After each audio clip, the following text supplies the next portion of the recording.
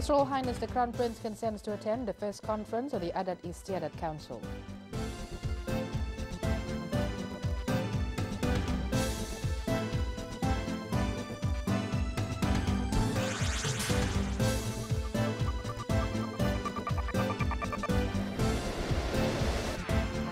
The Minister of Foreign Affairs and Trade has an audience with the King of Saudi Arabia, custodian of the two holy mosques. Assalamualaikum warahmatullahi wabarakatuh. Bismillahirrahmanirrahim. Good evening and welcome to News at 10. I'm Dianku Susilawati, Pangeran Haji Sabri. And I'm Hajah Kartini Dewi Abdullah. His Royal Highness Prince Haji Al-Muhtadi Billah Ibni His Majesty Sultan Haji Hassan Al-Bolkiah Mu'izzuddin Wad Daulah, the Crown Prince and Senior Minister at the Prime Minister's Office, this morning consented to attend the first conference of the Adat Istiadat Council. The conference was held at the Legislative Council building in Jalan Kebangsaan.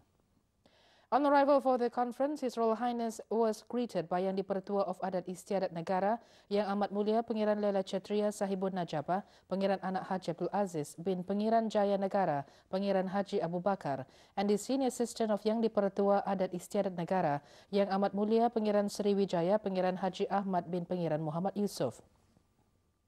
Also present were His Royal Highness Prince Haji Sofri Bolkiah, Ibni Almarhum Sultan Haji Omar Ali Saifuddin Sa'adul Khariwaddin, as the second Deputy Chairman of the Adat Istiadat Council.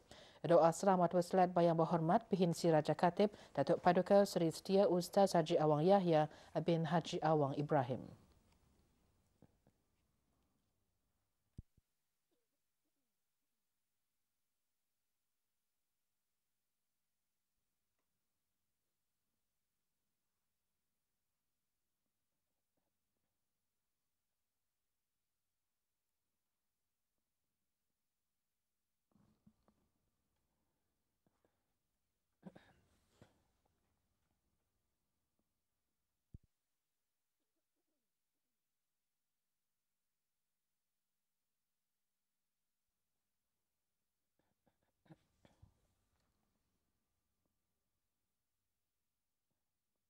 His Royal Highness Prince Muhammad Bolkiah Ibni Almarhum Sultan Haji Omar Ali Saifuddin Sa'adul Khariwaddin, the Minister of Foreign Affairs and Trade, has had an audience with His Majesty King Abdullah bin Abdul Aziz Al Saud, the custodian of the two holy mosques and King of the Kingdom of Saudi Arabia. His Royal Highness and Yang Teramat Mulia Pangeran Anak Isteri Pangeran Anak Haji Hazaria are currently in Riyadh, Saudi Arabia on the 3-day visit at the invitation of the Minister of Foreign Affairs of Saudi Arabia, His Royal Highness Prince Saud Al Faisal. On arrival at King Khalid International Airport earlier on Friday, His Royal Highness and Yang Teramat Mulia were greeted by the representative of the Minister of Foreign Affairs of Saudi Arabia, the Deputy Minister of Foreign Affairs, His Royal Highness Prince Khalid bin Saud bin Khalid Al Saud, the representative of the Minister for Protocol Affairs at the Ministry of Foreign Affairs, His Excellency Alauddin Al Askari, and the Ambassador of the Kingdom of Saudi Arabia to Brunei Darussalam, His Excellency Jamil Hashim. Also present was the Ambassador Extraordinary and Plenipotentiary of Brunei Darussalam to Riyadh, Saudi Arabia, His Excellency Pangeran Datuk Paduka Haji Jabiruddin bin Pangeran Haji Muhammad Saleh. Friendly relations between the governments of Brunei Darussalam and the Kingdom of Saudi Arabia have long existed on the basis of mutual understanding, respect and brotherly ties that have been enjoyed by both sides.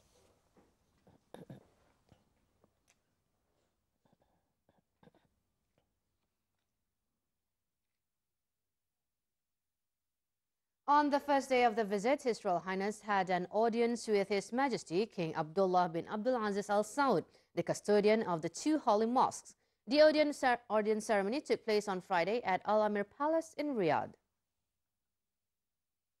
Present at the audience was the Saudi Minister of Defense, His Royal Highness Prince Salman bin Abdul Aziz Al Saud, the Minister of Foreign Affairs, His Royal Highness Prince Saud Al Faisal, the Director General of Saudi Intelligence Agency, His Royal Highness Prince Muqrin bin Abdul Aziz Al Saud, the Vice Minister of Foreign Affairs, His Royal Highness Prince Abdul Aziz bin Abdullah bin Abdul Aziz Al Saud, and the President of the Saudi Arabian Red Crescent Society, His Royal Highness Prince Faisal bin Abdullah bin Abdul Aziz Al Saud.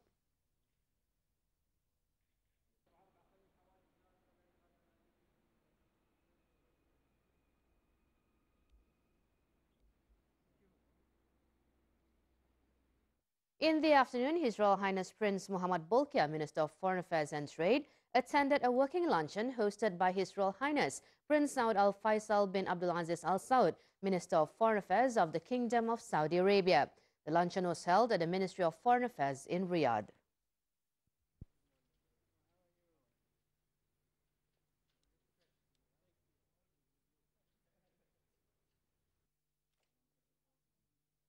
Both ministers discussed bilateral relations and regional and international affairs.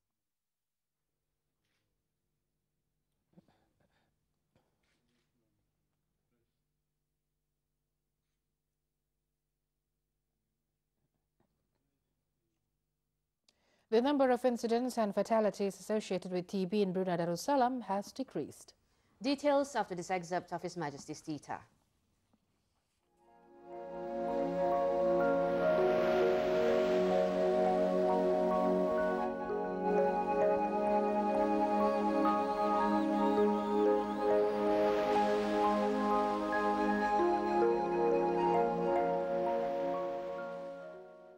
It is estimated that 1/3 of the world's population is infected with TB, with 8.8 million new cases in 2010, causing 1.4 million deaths worldwide. The Minister of Health, in his statement in conjunction with World Tuberculosis Day, said that Brunei Darussalam has managed to reduce the incidents and fatalities associated with TB due to a concerted effort from all stakeholders. Out of 237 new cases of TB reported in 2010, 172 were locals, while in 2011 this number dropped to 155 local cases out of 230 reported cases. Yang Berhormat Pihin Orang Kaya Johan Pahlawan Datuk Seri Siti Awang Haji Adnan also said that the country has also successfully achieved the World Health Organization's West Pacific goals in reducing fatalities by 50%, from 6 deaths per 100,000 people in 2000 to only 3 deaths per 100,000 people in 2011. Yang Berhormat said that the Ministry of Health will continue to increase its efforts and improve service delivery and preventative measures. This includes the National TB Control Guidelines, namely to give healthcare professionals a more comprehensive approach in the treatment and control of TB, healthcare education, community involvement, interagency cooperation, epidemiological investigation and better laboratory testing. Therefore, the Minister of Health urges members of the public to seek medical treatment immediately if they develop the TB symptoms. Early detection and treatment will not only minimize the risk of complications, but will also enable the authorities to take the appropriate steps to prevent the disease from spreading among the community. World Tuberculosis Day is aimed at increasing awareness on the effects of the global epidemic of tuberculosis or TB and the various efforts that have been undertaken to eradicate the disease. This year's theme is towards a TB-free world to encourage the public to play a role in the eradication of TB worldwide. World TB Day is held on the 24th of March every year. The Ministry of Development and departments under it this afternoon held an Al-Quran reading competition for their staff members. The competition is the Ministry's annual activity to expose its staff to Quran reading.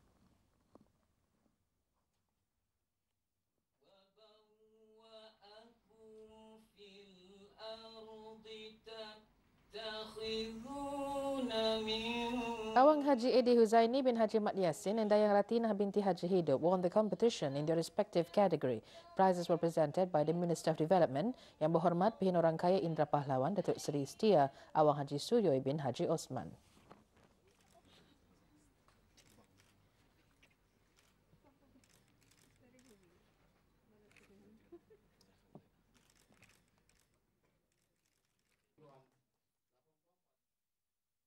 Brunei Darussalam is protected from major natural disasters such as typhoons, earthquakes, tsunamis and floods, such as those occurring in the neighboring countries.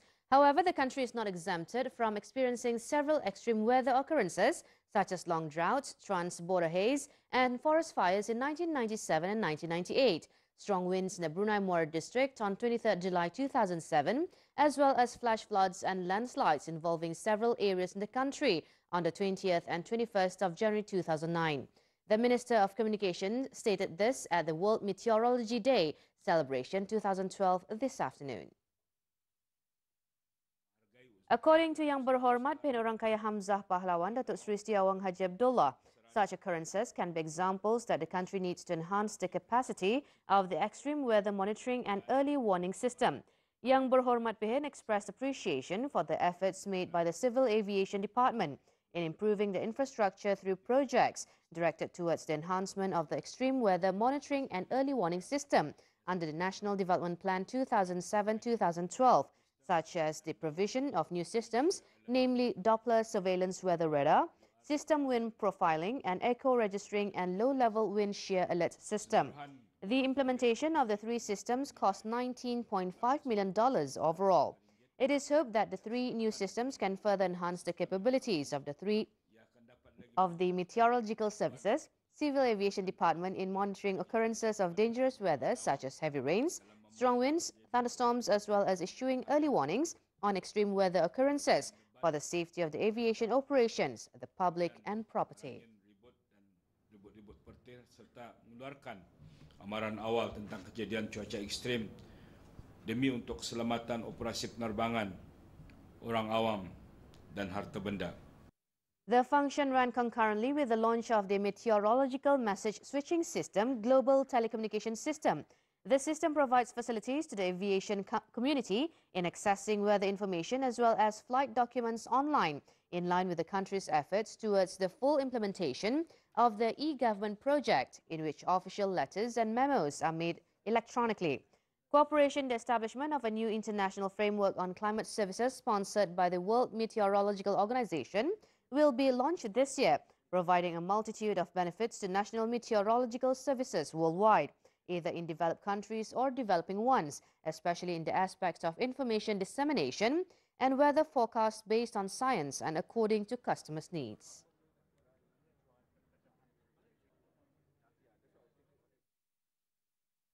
Do you know how you will react when someone changes lanes without warning? Or when you're distracted? When you're falling asleep at the wheel? Do you know how you'll react? Lexus can now precisely test the most unpredictable variable in a car, the driver. When you pursue perfection, you don't just engineer the world's most advanced driving simulator, you engineer amazing.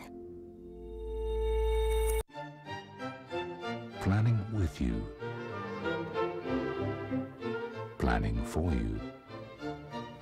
Mommy, what does saving for a rainy day mean, Mommy? It means Mommy and Daddy don't have to worry about your future. Oh, can I buy something for Baby Adam? Baiduri, a world of financial plans.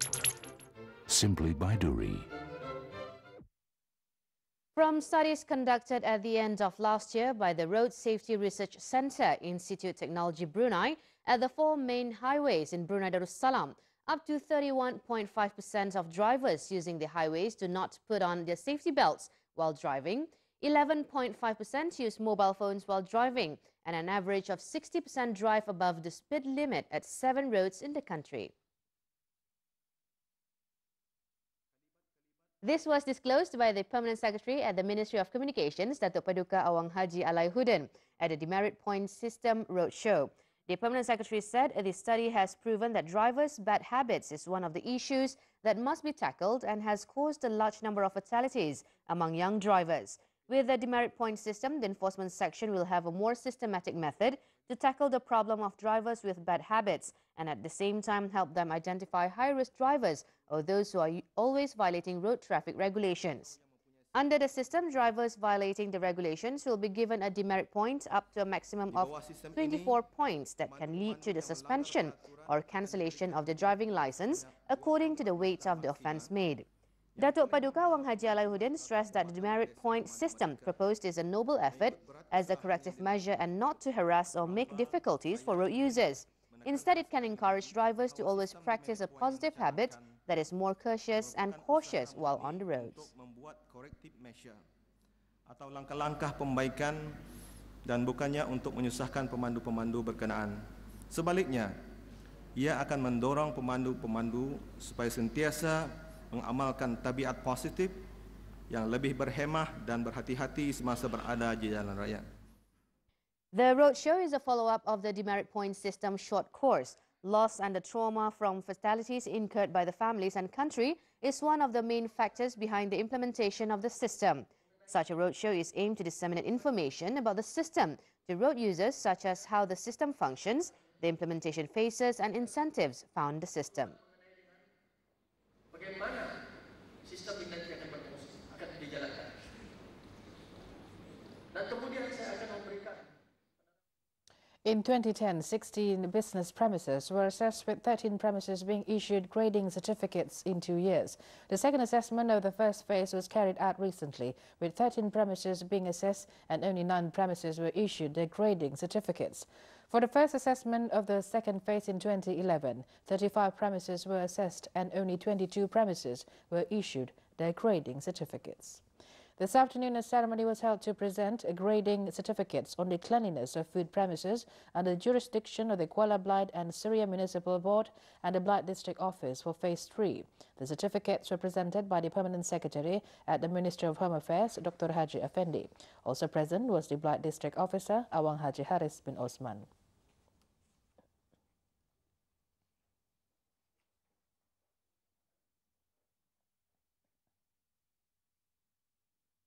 The new ASEAN geopolitics of the region is a challenge to Southeast Asia, which could result in a throwback to what had happened in the past or develop into a bright cooperative prospect. In this respect, ASEAN is the platform for regional politics. However, this will be tested as extra-regional powers test capacity in international politics, particularly China as an ascendant power and the United States as the status quo power in relative decline.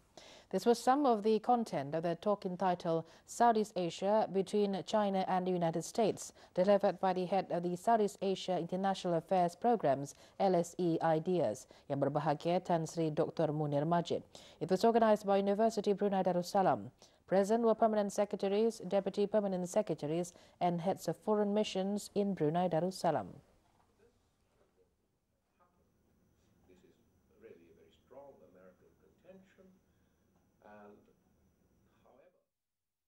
The quality of higher studies, apart from the quality of teaching and research, is judged by the published writings of its academic members. In glorifying and generating the writing culture and publication of the Seri Begawan Religious Teachers University College, KUPUSB, the college's publication center this afternoon held an analysis of a book on Islamic education philosophy, summary of the concept and application. The book was written by the director of the Core Knowledge Center as the advisor of KUPUSB Publication Center, Associate Professor Dr. Ghazali bin Basri. The analyst of the book was the Senior Lecturer of Islamic and Arabic Language Education of the Sultan Hassan Al Bolkiah Institute of Education, University Brunei Darussalam, Dr. Haji Wan Mat bin Haji Sulaiman. The second edition of the Islamic Education Philosophy book contains one chapter on integrated education in the dual education system in Malaysia and Brunei Darussalam. That is the result of detailed study by the writer for the last 3 decades on the history of growth, development and challenges faced by the integrated education system that had been active before.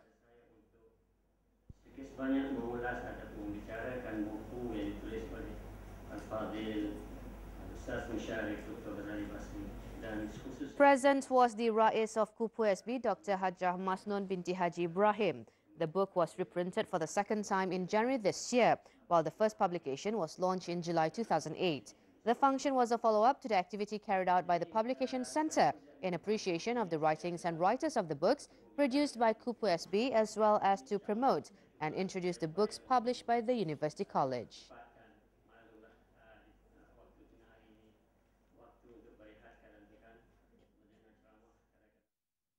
Leading the international news tonight, Mali has been suspended from the membership of the African Union following a military coup there. China urges Malian authorities to safeguard Chinese interests and citizens in the West African country. Stay with us for the world news.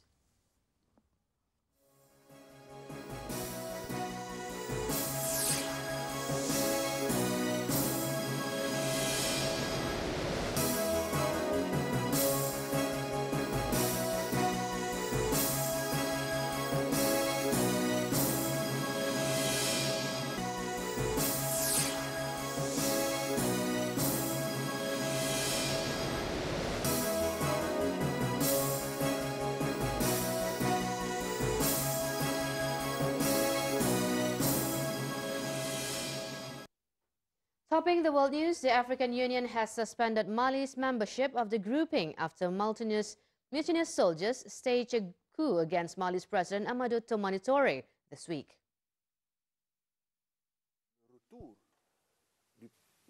The mutinous soldiers, angered by what they saw as Touré's poor handling of a northern rebellion, roamed the streets of Mali's capital, Bamako, after overrunning the presidential palace and taking control of state television.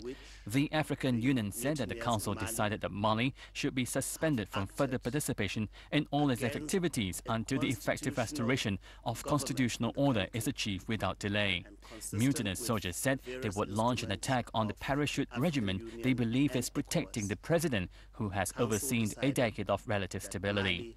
Mali, which was flooded with men and weapons after Libya's civil war, was already facing a Tuareg-led rebellion and growing Islamist threat and a food crisis when a coup broke out after soldiers mutinied on Wednesday.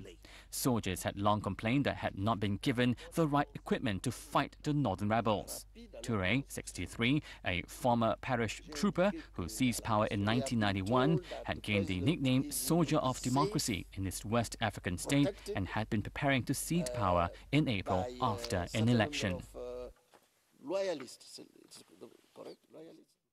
Tuareg-led MNLA rebels in northern Mali, aiming to capitalize on confusion in the distant capital, pushed south to occupy positions abandoned by government forces. The MNLA, whose numbers have been swollen by Malian Tuaregs returning from the ranks of Libya's army, have been fighting since mid-January for an independent north.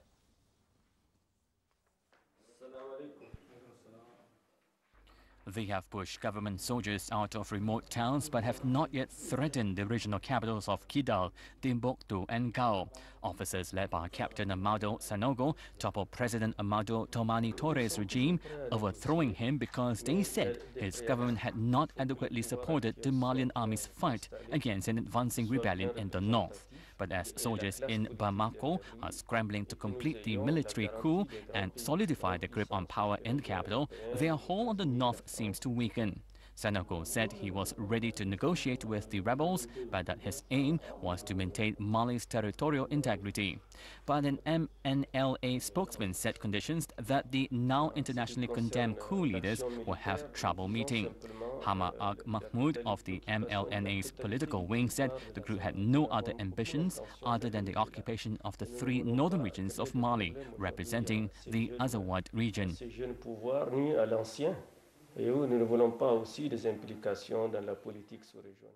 China has been closely following the developments of the situation in Mali, and China opposes the anti-constitutional seizure of power from the democratically elected government.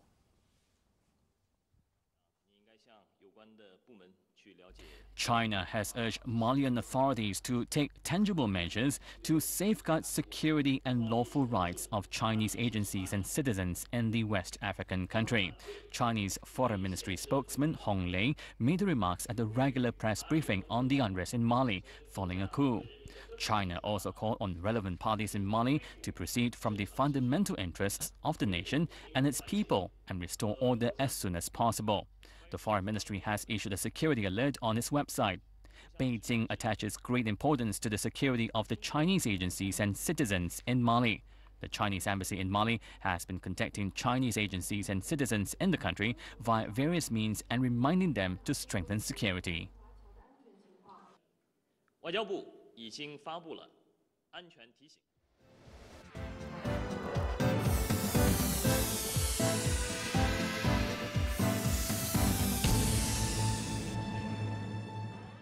UN chief arrived in Seoul today to attend the Nuclear Security Summit on Monday and Tuesday amid tight security around the summit's venue.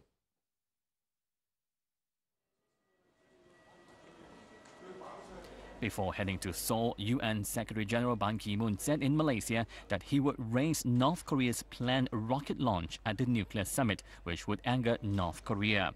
Last Wednesday, North Korea's official media said it will consider its declaration of war if its nuclear issue is placed on the agenda at the Seoul summit, and if any statement is issued against the North for pursuing such a program. This afternoon, Mr. Ban held a bilateral meeting with South Korean President Lee. The Seoul summit will focus on measures to protect nuclear materials and facilities from militants and to prevent their illicit trafficking.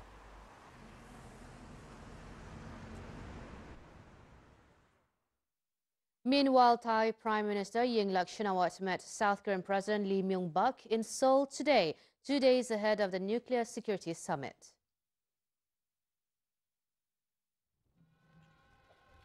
The two leaders attended an official welcoming ceremony at Seoul's presidential Blue House before holding a meeting. The leaders were to discuss on strengthening bilateral cooperation and exchanges, according to Lee's presidential office. Thai Prime Minister Yingluck said the nuclear summit would present a good opportunity to help countries around the world prevent the threat of nuclear terrorism at the interview with Korean correspondents in Bangkok. Thailand wanted to learn South Korea's know-how and skills on water management projects following devastating floods that pummeled the country's industrial sector last year. This is Prime Minister Yingluck's first visit to South Korea, while Lee visited Thailand twice in 2009. The two countries have maintained close relations since Thailand sent troops to South Korea during the 1950 to 1953 Korean War and established diplomatic ties in 1958. The United Nations Human Rights Council has adopted a resolution on Syria condemning the Syrian government for violations of human rights in the country, but short of mentioning the opposition's role in ongoing violence. The resolution, tabled by the US, EU countries and dozens of other UN members, was adopted by a vote of 41 in favour, 3 against and 2 abstentions in the Council's 19th session convened in Geneva. It welcomed both reports from the Commission of Inquiry on Syria mandated by the Council last August and the recommendations made by the Commission of Inquiry. In addition, the mandate of the Commission of Inquiry has been extended to produce further reports during the Council's next sessions. The resolution has incurred strong criticism within the Council as it lopsided blames on one side of the conflict, the Syrian government, as the only party responsible for the situation, and is taken by many as counterproductive to a peaceful solution to the conflict. Violations from the opposition is not mentioned in either the Commission's report or the resolution. China, Cuba and Russian Federation voted against the resolution. The resolution that Russia said would not lead to a peaceful settlement. On the contrary, but it would only pull the international community back in settling the crisis.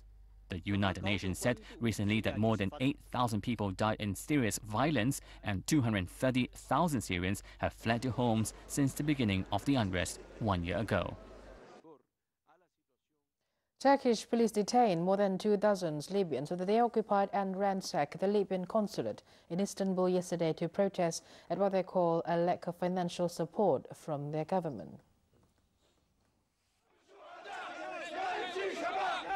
Scuffles broke out and protesters threw stones as riot police dispersed a crowd of around 70 supporters outside and sealed off the surrounding streets near Istanbul's landmark Taksim Square. Protesters chanted angry slogans as they slapped and stamped on the poster of slain former leader Muammar Gaddafi. The protesters also smashed doors, windows, phones, desks and computers in the consulate.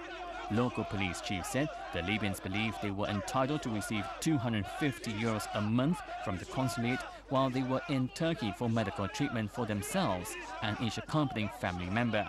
Libyans in Turkey have frequently protested outside both the consulate in Istanbul and embassy in Ankara in recent months.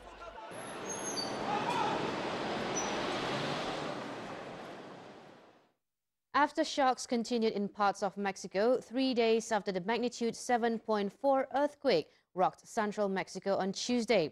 A total of 113 aftershocks have been recorded, and according to the Mexico National Seismological Bureau, it will last for weeks. In the hardest hit Ometepec area, an entire village was wiped out by the earthquake. As aftershocks constantly hit the region, residents have to stay in their yards or temporary tents. More than 30,000 houses were damaged, 800 of which were totally destroyed. The adjacent Ocasa state saw about 2,000 houses and public building damage. The Mexican government has initiated disaster salvage campaign, and Mexican troops have already participated in the campaign.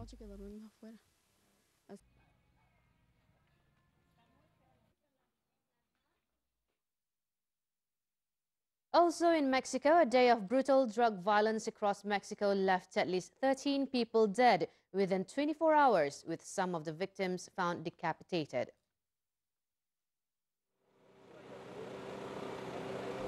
In the western state of Sinaloa, 7 men were killed in the Angostura municipality. The victims were shot dead on a highway at a location known locally as a spot to buy contraband gasoline from criminal gangs. According to police investigations, an armed gang killed the men working at the scene. Among those killed was a local truck driver who was thought to be buying fuel at that time. Mexican cartels have expanded into fuel theft as a way to supplement revenue. Further south, there was more bloodshed in the beach town of Acapulco, with the gruesome discovery of 4 hits in the back of an abandoned car. A warning message to rival gangs was found near the hits, leading authorities to believe the grisly murders are drug-related. Also in the crime-ravaged tourist hotspot, the body of a miner and a taxi driver were found with various gunshots to their heads in 2 separate incidents. Rival cartels in the city are fighting for lucrative trafficking routes in the Pacific region. Drug violence has killed more than 50,000 people since President Felipe Calderon launched an army-led crackdown on drug cartels and organized crime after taking office 5 years ago. And now let's take a look at some world news updates.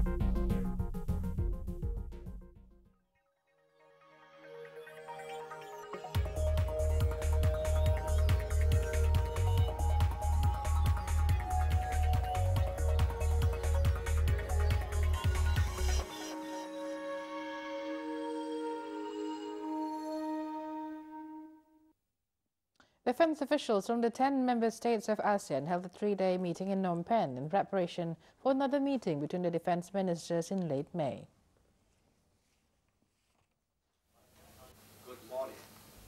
In his opening remarks, Major General Lê Chenda, Director of ASEAN Affairs at Cambodian Defense, highlighted the working group's plan to discuss a proposal that the defense ministers meet every 2 years. Their meeting in May will only be their 6th since the founding of ASEAN in 1967. He said the meeting would also touch on issues of humanitarian assistance, peacekeeping, maritime security and counter-terrorism. No mention was made of the South China Sea, arguably one of the thorniest security issues facing several member states. From ADR, is keeping up to open the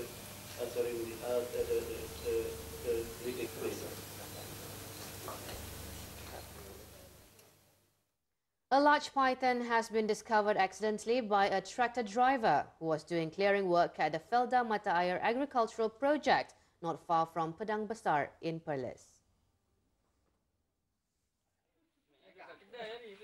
25-year-old Shaiful Nisha Pute was very surprised to see a movement in a bush near his tractor's bucket. Only then did he realize that the movement was a 6-meter python weighing around 120 kilograms. Shaiful later sought assistance from friends and nearby residents to get out the python. With a 10-man power, they were able to pull out the python, which is now in the care of the Sungai Batu Pahat Snake Park. The snake, with a scientific name of Python reticulates, is found in North and East Asia and could reach a length of nearly 7 meters and can swallow animals weighing over 60 kilograms. And there were also instances when the victims were also humans.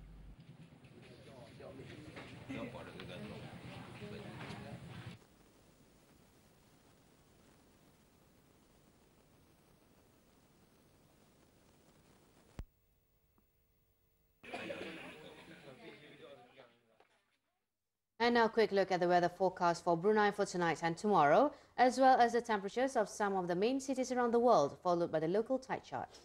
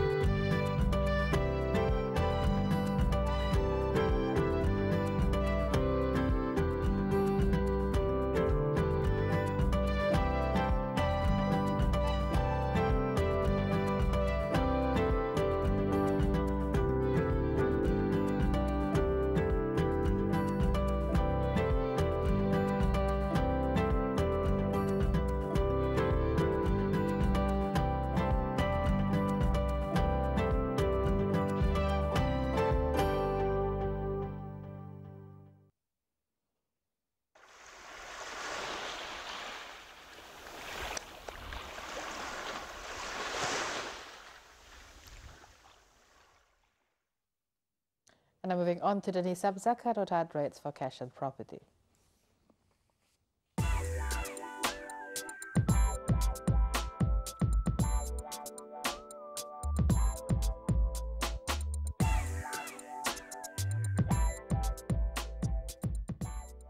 Foreign exchange segment is brought to you by HSBC.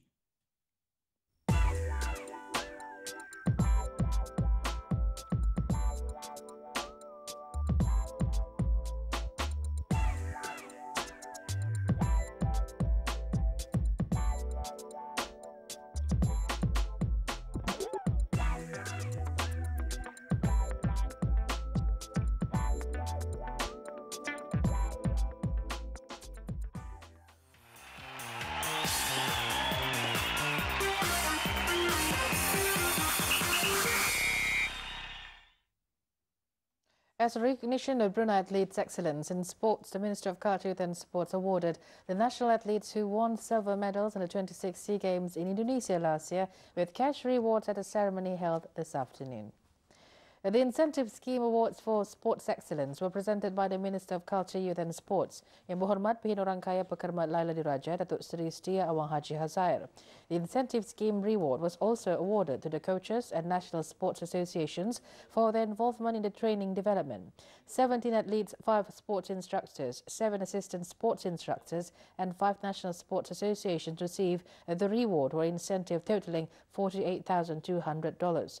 At last year's SEA Games, Brunei Darussalam won 4 silver and 7 bronze medals through the events of Karate-Do, Shorinji Kempo, Wushu, Pencak Silat and Taekwondo. The incentive is meant to encourage the athletes to maintain their high performance in the regional and international sports competitions.